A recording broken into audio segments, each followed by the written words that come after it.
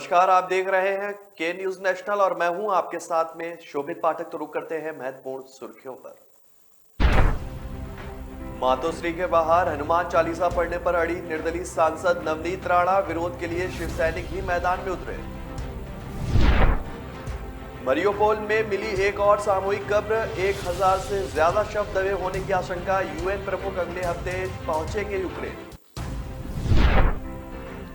फिर बढ़े कोरोना मामले, बीते 24 घंटों में 2500 से ज्यादा अधिक लोग संक्रमित, सक्रिय मरीज 15,000 के पार पहुंचे। राजस्थान में मंदिर तोड़ने पर भड़के सावंत, गोवा में पुर्तगालियों द्वारा तोड़े मंदिरों को फिर बनाने का वादा दोहराया, आवंटित राशि की दी जानकारी। और कांग्रेस पैनल ने सौंपी प्रशांत किशोर की 600 स्लाइड की प्रस्तुति, सोनिया लेंगी अंतिम फैसला। महाराष्ट्र में हनुमान चालीसा और लाउड स्पीकर विवाद पर राजनीति और भी गर्माती जा रही है। वडनेरा से निर्दलीय विधायक रवि राणा और उनकी पत्नी व सांसद नवनीत राणा ने आज मुख्यमंत्री उद्धव ठाकरे के निजी आवास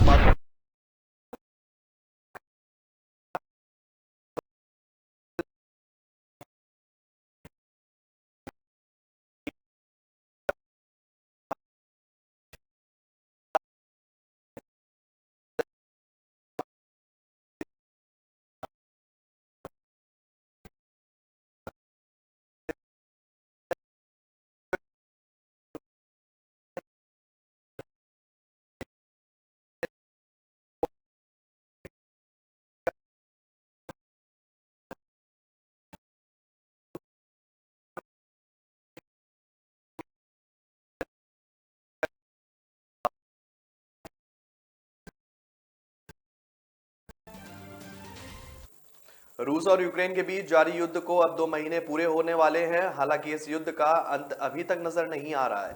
खासकर डोनबास क्षेत्र में रूसी सेना ने अपने हमलों की तीव्रता और बढ़ा दी है और इस बीच मारियोपोल पर भी पुतिन की सेना ने कब्जे का दावा किया है। अब ये साफ नहीं है कि यूक्रेनी सेना कितने सैनिक मारियोपोल में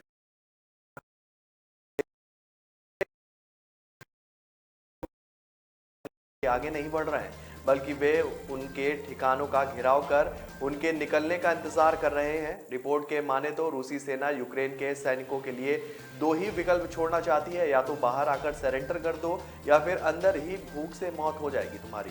यूक्रेन के ध्वस्त हो चुके शहर मारियोपोल के बाहर एक सामूहिक कब्र मिली है। शहर के मेयर का कहना है कि शहर के परिषद में प्लेनेट लैब्स द्वारा उपग्रह से ली गई एक तस्वीर उन्होंने साझा की है, जिसे सामूहिक कब्र बताया जा रहा है। बताया जा रहा है कि 45 मीटर लंबे और 25 मीटर चौड़ी इस कब्र में मरियोपोल के कम से कम 1000 निवासियों के शव हो सकते हैं। रूस के रक्षा मंत्रालय ने शुक्रवार को कहा कि बीते हफ्ते युद्धपोत मोस्कवा पर आग लगने के कारण एक नौसैनिक की मौत हो गई, जबकि 27 लापता हैं और 396 को बचा लिया गया है। रूस की ओर से यह बयान युद्धपोत के डूबने के एक हफ्ते बाद आया है। घटना के कुछ देर बाद रूसी रक्षा मंत्रालय ने दावा किया है कि पोत पर सवार सभी लोगों को बचा लिया गया है। मंत्रालय ने विरोधाभासी बयानों पर कोई भी स्पष्टीकरण नहीं दिया। यूक्रेन ने कहा था कि उसने युद्धपोत पर मिसाइल से हमला कर दिया था। देश में कोरोना एक बार फिर से पांव पसारने लगा है। बढ़ते संक्रमण ने आम लोगों के साथ मिलकर सरकार की भी चिंता बढ़ा दी है। वहीं कई राज्यों में एक बार फिर से मास्क को अनिवार्य कर दिया गया है। स्वास्थ्य मंत्रालय के द्वारा जारी शनिवार के आंकड़ों के अनुसार बीते 24 घंटे में कोरोना के 2527 मामले सामने आए हैं और जिसने की लोगों की चिंता बढ़ा दी है। इस दौरान 33 लोगों की मौत भी हुई है। हालांकि 1656 लोग डिस्चार्ज भी हुए हैं। देश में सक्रिय मरीजों की संख्या भी बढ़कर 15,079 हो गई है, जो कि चिंता की बात है। महामारी की शुरुआत से लेकर अब तक कुल 5,22,149 लोगों की मौत हो गई है। वहीं इस दौरान कुल 4,25,17,724 लोग स्वस्थ होकर घर भी लौट गए हैं। आपको बता दें कि शुक्रवार को स्वास्थ्य मंत्रालय द्वारा जारी आंकड़ों के अनुसार बीते 24 घंटे में 2,451 नए संक्रमित मिले थे और 54 लोगों की इस दौरान मौत हो गई थी। आज के आंकड़े को देखा जाए तो इसमें 76 संक्रमितों की वृद्धि हुई है। राष्ट्रीय राजधानी दिल्ली में कोरोना के मामले एक बार फिर से बढ़ने लगे हैं। दिल्ली में बीते 24 घंटे में कोरोना के 1042 नए मामले सामने आए हैं। वहीं इस जानलेवा वायरस की चपेट में आने के कारण 2 और लोगों की जान चली गई। राजस्थान के अलवर में 300 साल पुराना मंदिर तोड़े जाने के बाद गोवा के मुख्यमंत्री प्रमोद सावंत ने तीखी प्रतिक्रिया दी है। सावंत ने कहा है कि राजस्थान में मंदिरों को तोड़ना गलत है। इसके साथ ही उन्होंने फिर कहा है कि हम गोवा में पुर्तगालियों द्वारा तोड़े गए मंदिरों का पुनरुद्धार कराएंगे। मंदिर तोड़े जाने पर राजस्थान की कांग्रेस सरकार पर निशाना साधते हुए गोवा के सीएम सावंत ने बड़ी बात कही। उन्होंने कहा कि हम गोवा की संस्कृति विरासत का संरक्षण करेंगे। प्रदेश के बजट में इसके लिए 20 करोड़ रुपए रखे गए हैं। सीएम सावंत ने गोवा में धर्मांतरण नहीं होने देने के उनके बयान का विरोध करने वाले पॉपुलर फ्रंट ऑफ इंडिया को फटकार भी लगाई। उन्होंने कहा कि वह केंद्र सरकार से सिफारिश करेंगे कि इस संगठन पर प्रतिबंध लगाया जाए। सीएम ने यह भी कहा कि गोवा की भाजपा नीति सरकार राज्य में कभी भी धर्मांतरण को बढ़ावा नहीं देगी। उन्होंने कहा कि धर्मांतरण विरोधी मेरे बयान पर पीएफआई की टिप्पणी अप्रासंगिक है और राज्य में इसे कतई भी बर्दाश्त नहीं किया जाएगा। पीएफआई पर पाबंदी लगाना चाहिए। सावंत ने बीते दिनों कहा था कि गोवा में धर्मांतरण बढ़ रहा है और वंचित लोगों को शिकार बनाया जा रहा है। उनकी सरकार इस पर लगाम लगाएगी। सावंत के बयान पर प्रतिक्रिया देते हुए कांग्रेस नेता मिशेल लोबो ने आरोप लगाया था कि सीएम का यह बयान समाज के एक वर्ग के ध्रुवीकरण के लिए आया है या अनपेक्षित है और राज्य की जनता को नकारात्मक संदेश देने वाला है। इसे वापस लेना चाहिए। चुनाव रणनीतिकार प्रशांत किशोर द्वारा सुझाई गई रणनीति पर काम करने के लिए अध्यक्ष सोनिया गांधी द्वारा गठित कांग्रेस पैनल ने शुक्रवार को अपनी रिपोर्ट सौंप दी। पैनल के 2 सदस्य केसी वेणुगोपाल और प्रियंका गांधी वाड्रा ने सोनिया गांधी से उनके आवास पर मुलाकात की और उन्हें रिपोर्ट सौंप दी। पैनल के एक कांग्रेस नेता के अनुसार समिति ने किशोर के प्रस्तावों को विस्तार से देखा और अपनी रिपोर्ट सोनिया गांधी को सौंप दी। नेता ने बताया कि अब सोनिया गांधी जो हैं पार्टी में प्रशांत किशोर की भूमिका पर फैसला लेगी। प्रियंका गांधी वाड्रा, केसी वेणुगोपाल, रणदीप सुरजेवाला, पी चिदंबरम, अंबिका सोनी, जयराम रमेश और मुकुल वासनिक वाले समूह ने किशोर के सुझावों पर एक विस्तृत रिपोर्ट अपनी राय प्रस्तुत की है। सूत्रों के मुताबिक ज्यादातर सुझाव और उपयोगी पाए गए हैं। जहां तक प्रशांत किशोर की भूमिका का सवाल है, गांधी इस पर अंतिम फैसला करेंगी। सूत्रों ने यह भी संकेत दिया है कि पार्टी के वरिष्ठ नेता किशोर और पार्टी में उनकी भूमिका के बारे में अलग अलग विचार रखते हैं, जिसको देखते हुए फैसला लिया जाएगा। तो ब्रेक पर जाने से पहले रुक करते हैं महत्वपूर्ण सुर्खियों पर। मातोश्री के बाहर हनुमान चालीसा पढ़ने पर अड़ी निर्दलीय सांसद नवनीत राणा, विरोध के लिए शिव सैनिक भी मैदान में उतरे। मरियोपोल में मिली एक और सामूहिक कब्र, 1000 से ज्यादा शव दबे होने की आशंका। यूएन प्रमुख अगले हफ्ते पहुंचेंगे यूक्रेन। फिर बढ़े कोरोना मामले, बीते 24 घंटों में 2500 से ज्यादा अधिक लोग संक्रमित, सक्रिय मरीज 15,000 के पार पहुंचे। राजस्थान में मंदिर तोड़ने पर भड़के सावंत, गोवा में पुर्तगालियों द्वारा तोड़े मंदिरों को फिर बनाने का वादा दोहराया, आवंटित राशि की दी जानकारी। और कांग्रेस पैनल ने सौंपी प्रशांत किशोर की 600 स्लाइड की प्रस्तुति, सोनिया लेंगी अंतिम फैसला। की असली पहचान तभी होती है जब उसकी बुनियाद मजबूत हो, क्योंकि जिन्हें खुद पर भरोसा हो उनकी ताकत कभी कम नहीं होती है। इसलिए भरोसा करिए सिर्फ विकी पावर प्लस टीएमटी बात पर। अब घर बनेगा स्ट्रॉन्ग, चलेगा लाइफ लॉन्ग। ब्रेक के बाद फिर स्वागत है आपका। रुक करते हैं आगे की खबरों पर। रमजान माह में जुम्मे के दिन राजद की इफ्तार पार्टी में बिहार के सीएम नीतीश कुमार शरीक क्या हुए कि सियासी सुगबुगाहट तेज हो गई। इसे हवा खुद राजद प्रमुख लालू प्रसाद यादव के बड़े बेटे तेज प्रताप यादव ने दी है। उन्होंने दावा किया है कि सीक्रेट बात हुई है, खेल होगा, सरकार बनाएंगे। तेज प्रताप के दावे से बिहार की सियासत गर्मा गई है। राजद ने शुक्रवार को इफ्तार पार्टी का आयोजन किया था। यह बड़े राजनीतिक जलसे में तब्दील हो गया। सीएम नीतीश कुमार अपने निवास से चंद कदमों की दूरी पर स्थित पूर्व सीएम राबड़ी देवी के आवास तक पैदल ही आए थे। नीतीश कुमार के पहुंचते ही समूचे माहौल में खुशी छा गई। दरअसल राजद परिवार के लिए दोहरी खुशी की बात थी, क्योंकि शुक्रवार को ही लालू प्रसाद यादव को जमानत भी मिली है और वह रिहा होने वाले हैं। राजद नेता तेज प्रताप यादव ने इफ्तार पार्टी के बाद दावा किया कि सरकार बनाएंगे, खेल होगा, हमारी नीतीश जी से सीक्रेट बात हुई है। हमने नीतीश कुमार के लिए पहले नो एंट्री का बोर्ड लगा रखा था, लेकिन अब उन्हें हमने एंट्री दे दी है। अब वह आए हैं तो सरकार भी बनेगी। राजनीति में उथल पुथल होता रहता है, आज हम हैं तो कल वो हैं। राजद की इफ्तियार पार्टी में पहुंचे नीतीश कुमार का लालू यादव के परिवारों के सदस्यों ने गर्मजोशी से स्वागत किया। वहां पहले से मौजूद चिराग पासवान ने भी नीतीश कुमार के पैर छूकर आशीर्वाद दिया। कार्यक्रम में नीतीश कुमार के पास में राजद नेता तेजस्वी यादव व तेज प्रताप यादव विराजे और समीप ही लालू यादव की बड़ी बेटी सांसद मीसा भारती भी बैठी। केंद्रीय मंत्री अनुराग ठाकुर ने चिकित्सा की पारंपरिक प्रणालियों पर ध्यान देने के साथ ही भारत को चिकित्सा के केंद्र के रूप में मार्केटिंग करने पर जोर दिया। आयुर्वेद के जरिए स्वास्थ्य क्षेत्र में केरल की प्रगति का जिक्र कर उन्होंने मंत्रालयों से हील इंडिया की दिशा में काम करने का आह्वान किया। केंद्रीय सूचना एवं प्रसारण मंत्री वैश्विक आयुष निवेश और नवाचार शिखर सम्मेलन के समापन सत्र पर शामिल हुए। आयुष में निवेश और नवाचार की संभावनाओं पर उन्होंने कहा कि वर्ष 2014 में 3 अरब डॉलर का व्यापार था, जो कि अब 6 गुना से भी अधिक बढ़कर 18 अरब डॉलर से भी ज्यादा का हो गया। उन्होंने उम्मीद जताई कि देश में जल्द ही इस क्षेत्र में कई स्टार्टअप और कंपनियां निवेश करेंगी। उन्होंने कहा कि जब दुनिया कोविड-19 से लड़ रही है तो सालों में 47 स्टार्टअप सफलतापूर्वक यूनिकॉर्न बन गए। उन्होंने कहा कि हमें अपने उत्पादों की बेहतर पैकेजिंग की आवश्यकता है, साथ ही इसके लिए आक्रामक मार्केटिंग और ब्रांडिंग भी की जानी चाहिए। आयुष मंत्रालय जल्द ही ई मार्केट प्लेस लॉन्च करने वाला है। उन्होंने कहा कि भारत दुनिया की सबसे तेजी से बढ़ती प्रमुख अर्थव्यवस्थाओं में से एक है और इस तेज विकास में आयुष भी एक अग्रणी क्षेत्र बन सकता है। महाराष्ट्र में अजान और हनुमान चालीसा की राजनीति जोरों पर है और इस बीच महाराष्ट्र भाजपा नेता मोहित कंबोज ने दावा किया है कि मुंबई के बांद्रा उपनगर के कलानगर इलाके में देर रात भीड़ ने उनकी कार पर हमला कर दिया। कलानगर में ही महाराष्ट्र के मुख्यमंत्री उद्धव ठाकरे का निजी आवास मातोश्री है। यहां से निर्दलीय लोकसभा सांसद नवनीत राणा और उनके विधायक पति रवि राणा ने उनके घर के बाहर हनुमान चालीसा गाने का ऐलान किया। तब से मातोश्री और उनके आसपास इलाकों में सैकड़ों शिव सैनिक का जमावड़ा हो गया।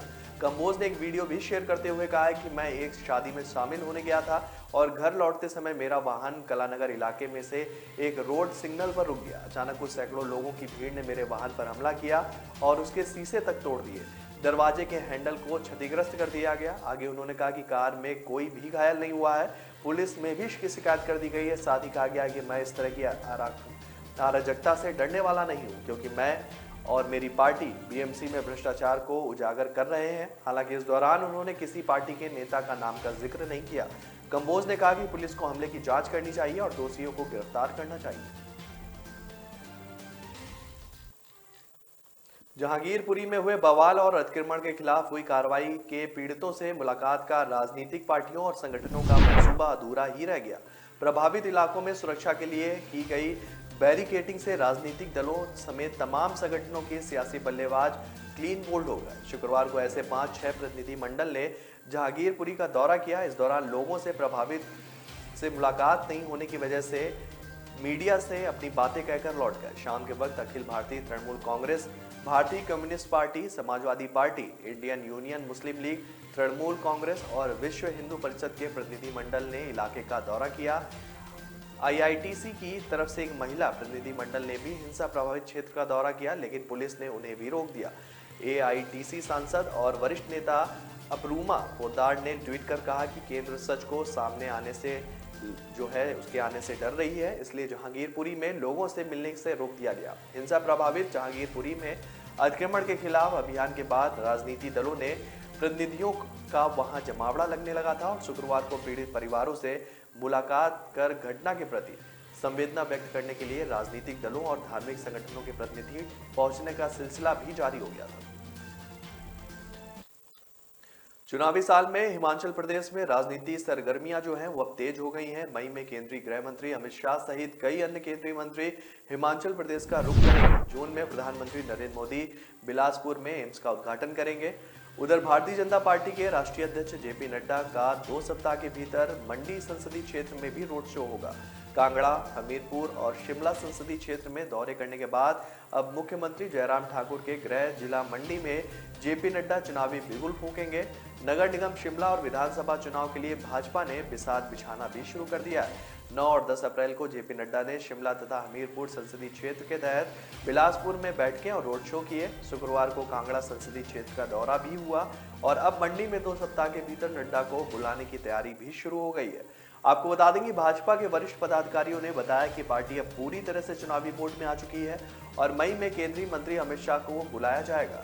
जून में प्रधानमंत्री का प्रदेश दौरा पहले से ही प्रस्तावित है। भाजपा के राष्ट्रीय महामंत्री बीएल संतोष भी इस सप्ताह 2 दिनों तक मंत्रियों सहित पार्टी पदाधिकारियों की बैठक ले चुके हैं। उत्तर प्रदेश, उत्तराखंड, गोवा और मणिपुर की तर्ज पर हिमाचल में भी सरकार को दोबारा लाने के लिए बीएल संतोष पार्टी नेताओं को मंत्र दे गए हैं। तो ब्रेक पर जाने से पहले रुक करते हैं महत्वपूर्ण सुर्खियों पर। मातोश्री के बाहर हनुमान चालीसा पढ़ने पर अड़ी निर्दलीय सांसद नवनीत राणा, विरोध के लिए शिव सैनिक ही मैदान में उतरे। मरियोपोल में मिली एक और सामूहिक कब्र, 1000 से ज्यादा शव दबे होने की आशंका। यूएन प्रमुख अगले हफ्ते पहुंचेंगे यूक्रेन। फिर बढ़े कोरोना मामले, बीते 24 घंटों में 2500 से ज्यादा अधिक लोग संक्रमित, सक्रिय मरीज 15,000 के पार पहुंचे। राजस्थान में मंदिर तोड़ने पर भड़के सावंत, गोवा में पुर्तगालियों द्वारा तोड़े मंदिरों को फिर बनाने का वादा दोहराया, आवंटित राशि। और कांग्रेस पैनल ने सौंपी प्रशांत किशोर की 600 स्लाइड की प्रस्तुति, सोनिया लेंगी अंतिम फैसला। न ऐश का न द्वेष का, यह दंगल है देश का। सुलगती समस्याओं के जुलसते सवालों का होगा दंगल देश का। प्रशासन के प्रश्नों को लेकर होगा दंगल देश का। शिक्षा, स्वास्थ्य, समाज, कानून और व्यवस्था के आज क्या है हालात। सोमवार से शुक्रवार रोज रात 8 बजे जलपा क्षत्रिय के साथ दंगल देश का।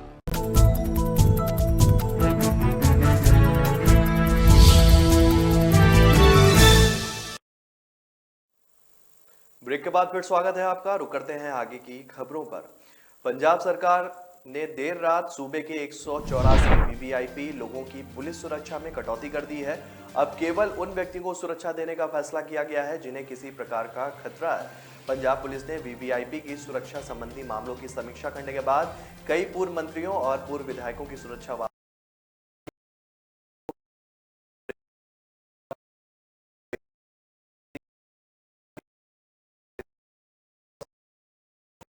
फैसले के बाद 100 सुरक्षा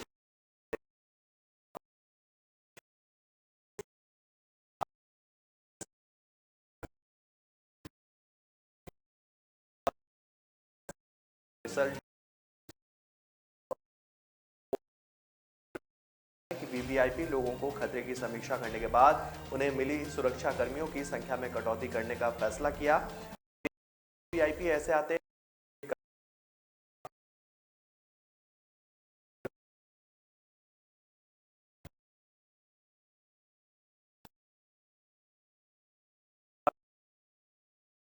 सिंह राजावड़ी के खिलाफ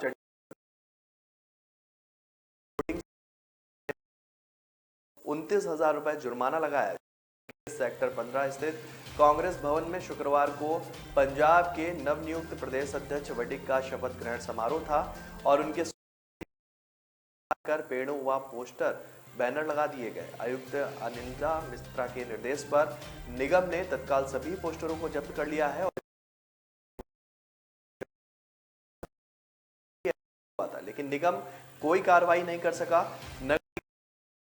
रहते हैं और अधिकारी इस मामले में अपना बचाव भी करते दिखे। कहा जाता है कि अगर शहर में आम आदमी पार्टी अपना छोटा सा विज्ञापन कर ले तो निगम नोटिस से लेकर जुर्माना तक लगा देता है, लेकिन नेताओं के मामले में चुप्पी साध लेता है। उधर कांग्रेस भवन के बाहर पेड़ों पर वडिक के होर्डिंग्स और पोस्टर लगाने की नियम और निगम से अनुमति नहीं ली गई।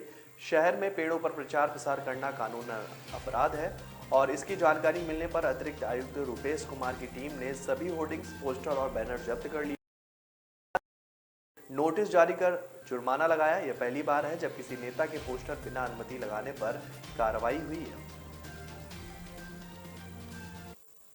घरेलू जरूरतें पूरा करने और बढ़ी कीमतों को रोकने के लिए इंडोनेशिया ने 28 अप्रैल से पाम ऑयल के निर्यात पर रोक लगा दी है। इंडोनेशिया के राष्ट्रपति जोको विडोडो ने शुक्रवार को पाम ऑयल के निर्यात पर रोक की घोषणा की। भारत के पाम ऑयल के आयात का करीब 60% इंडोनेशिया से आता है। निर्यात बंद होने से भारत में खाद्य तेल संकट बढ़ने के साथ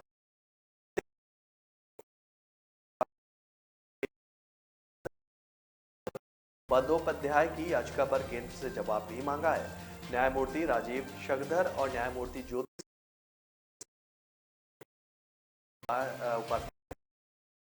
पर जवाब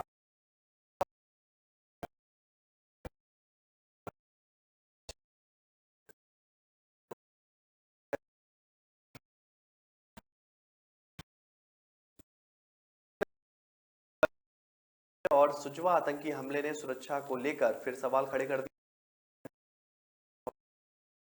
हमला एक बड़ी सुरक्षा चूक माना जा रहा है। बेशक आतंकी फियादीन हमला करने में नाकाम रहे, लेकिन यह भी बात याद रखनी होगी कि सीआईएसएफ का एक एएसआई भी शहीद हो गया और 10 अन्य जवान भी घायल हैं। यह भी अहम है कि आतंकी सीमा पार घुसपैठ करके कैसे आ गए, यहां तक कि पहुंच गए, जबकि सांबा जिले के चप्पे चप्पे पर सुरक्षा कर्मी तैनात हैं। इस हमले के बाद जम्मू, सांबा और कठुआ में रेड अलर्ट जारी कर दिया गया है और बीएसएफ ने तीनों जिलों की सीमाओं पर हाई अलर्ट किया है। डीजीपी दिलबाग सिंह का कहना है कि आतंकी हाल ही में सीमा पार से घुसपैठ करके आए थे। हालांकि बीएसएफ के प्रवक्ता का कहना है कि हमारे पास ऐसी कोई भी फिलहाल जानकारी नहीं है। आतंकी सीमा पार से घुसपैठ करके आए या फिर चौकसी बढ़ा दी गई है। आला अधिकारी खुद निजी तौर पर इन तीनों जिलों की सीमाओं पर मौजूद हैं और पल पल की मॉनिटरिंग कर रहे हैं। फरवरी 2018 में सुजवा के सैन्य कैंप पर आतंकी हमला हुआ था और इस हमले में जैश के 4 आतंकी भी मारे गए थे। ये आतंकी भी सीमा पार से आए थे। ऐसे में दूसरी बार ये आतंकी सुजवा सैन्य शिविर के पास पहुंच चुके थे। यदि अंदर घुस जाते तो एक बड़े फियादीन हमले को अंजाम दे सकते थे। देश के कई राज्यों में मार्च मध्य से जारी गर्मी का कहर जो है वो लगातार बढ़ रहा है और इसी बीच पैदा हुई कोयले की किल्लत से बिजली की कमी हो गई है। इस कारण 7 राज्य जो है घंटों बिजली कटौती करने पर मजबूर हो गए हैं। हर साल गर्मी के सीजन में देश में बिजली की मांग चरम पर होती है, लेकिन कोयले की कमी के कारण कई राज्यों में संकट गहरा गया है। आधिकारिक सूत्रों के अनुसार पंजाब, हरियाणा, उत्तर प्रदेश, राजस्थान, आंध्र प्रदेश, गोवा, कर्नाटक में मध्य मार्च से ही गर्मी बढ़ गई थी और इस कारण इन राज्यों में बिजली की मांग एकदम बढ़ गई। ऐसे में इन राज्यों को उद्योगों व कृषि क्षेत्र के लिए बिजली आपूर्ति का कार्यक्रम नए सिरे से निर्धारित करना पड़ा। इन्हें कई घंटों कटौती का सामना भी करना पड़ा। माना जा रहा है कि अगले कुछ दिनों में देश के कुछ राज्यों को गंभीर बिजली संकट का सामना करना पड़ेगा। देश में अप्रैल के पहले पखवाड़े में बिजली की मांग जो है पिछले 38 सालों के उच्च स्तर पर पहुंच गई है। इसी बीच यूक्रेन संकट के कारण आयातित कोयले की आपूर्ति पर भी असर पड़ने लगा है। यही कारण है कि देश में ताप बिजली घरों में कोयला का स्टॉक तेजी से घट रहा है। तो फिलहाल इस बुलेटिन में मेरे साथ इतना ही। आगे की खबरों के लिए बने रहिए के न्यूज नेशनल के साथ। तब तक के लिए नमस्कार। मातोश्री के बाहर हनुमान चालीसा पढ़ने पर अड़ी निर्दलीय सांसद नवनीत राणा। विरोध के लिए शिव सैनिक भी मैदान में उतरे। मरियोपोल में मिली एक और सामूहिक कब्र। 1000 से ज्यादा शव दबे होने की आशंका। यूएन प्रमुख अगले हफ्ते पहुंचेंगे यूक्रेन। फिर बढ़े कोरोना मामले। बीते 24 घंटों में 2500 से ज्यादा अधिक लोग संक्रमित। सक्रिय मरीज 15,000 के पार पहुंचे। राजस्थान में मंदिर तोड़ने पर भड़के सावंत। गोवा में पुर्तगालियों द्वारा तोड़े मंदिरों को फिर बनाने का वादा दोहराया। आवंटित राशि की दी जानकारी। और कांग्रेस पैनल ने सौंपी प्रशांत किशोर की 600 स्लाइड की प्रस्तुति। सोनिया लेंगी अंतिम फैसला।